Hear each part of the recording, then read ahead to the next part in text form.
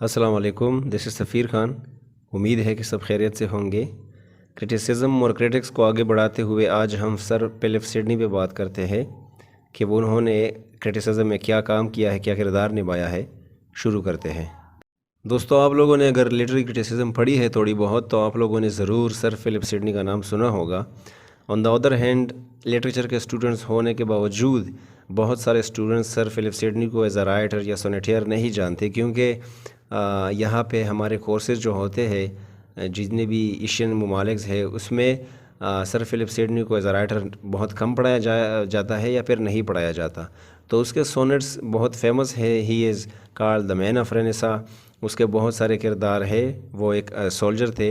लेकिन इसके साथ साथ अगर क्रिटिसिज्म पढ़ना है तो सर फिलिप सिडनी के अलावा कोई भी क्रिटिसिज्म अधूरी रह जाएगी, क्योंकि उसको पढ़ना बहुत ज़रूरी है।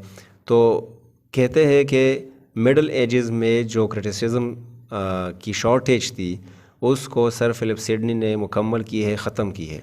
जो शॉर्टेज थी उसको ख़त्म की है। और स्पेशली रेनेसा में उनकी तरह कोई क्रिटिक नहीं था, और स्टार्ट ही बल्कि उन्होंने किया था क्रिटिसिज्म।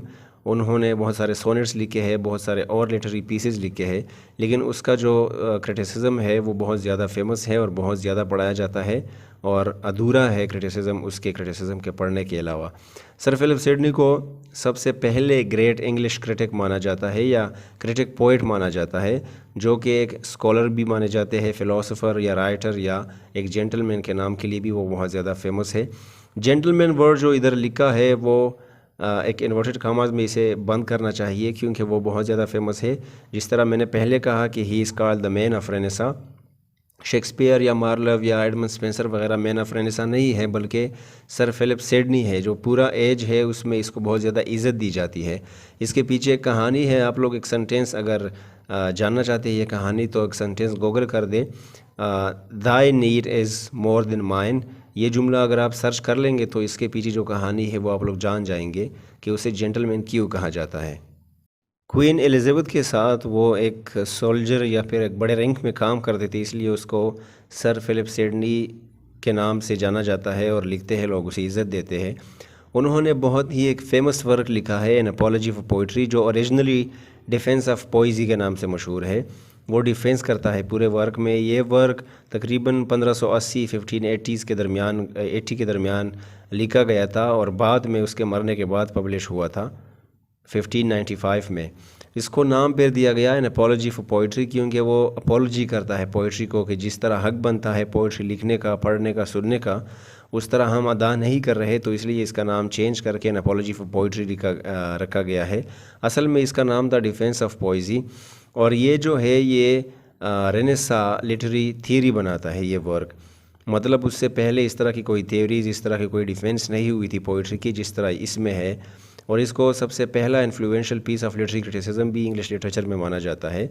तो कहते हैं कि इसी के साथ ही सर फिलिप सिडनी के साथ ही इंग्लिश लिटरेचर लिटरेरी क्रिटिसिज्म की जो ट्रेडिशन है वो शुरू हो जाती है, जो नॉर्म है या फिर जो कल्चर है वो शुरू हो जाता है।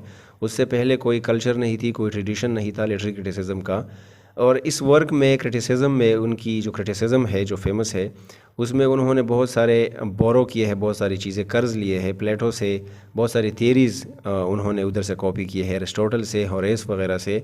और जो कंटेम्प्रेरी इटालियन क्रिटिक्स थे 1500 1300 या 1400 में जो थे इटालियन जो क्रिटिक्स या पोइट्स वगैरह थे, उनको उन्होंने कॉपी किया है, और कॉपी के साथ साथ उनको कोट भी किया है।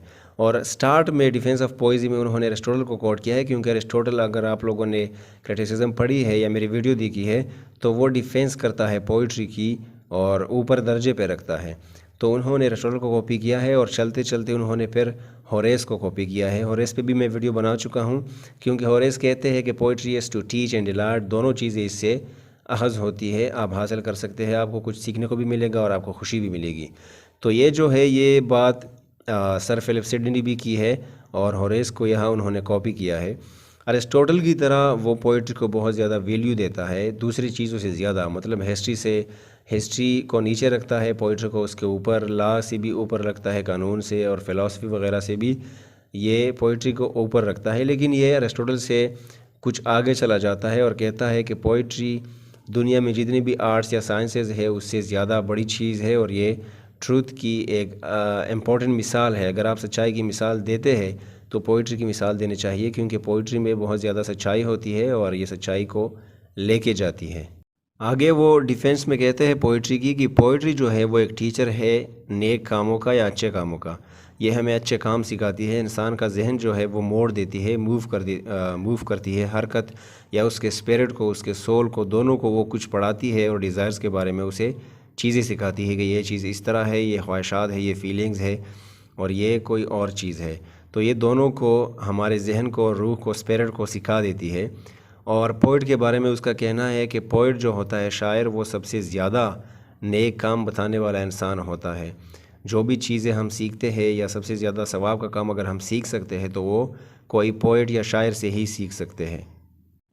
وہ آگے یہ بھی کہتا ہے کہ اگر انسان نے کوئی چیز بنائی ہے یا جتنے بھی ورکس ہے، کام کیے ہیں انسان نے یا کرتا ہے، اس میں سب سے زیادہ نوبلسٹ، سب سے زیادہ شریف کام جو ہے وہ پوئٹری ہے، اگر وہ کر سکتا ہے۔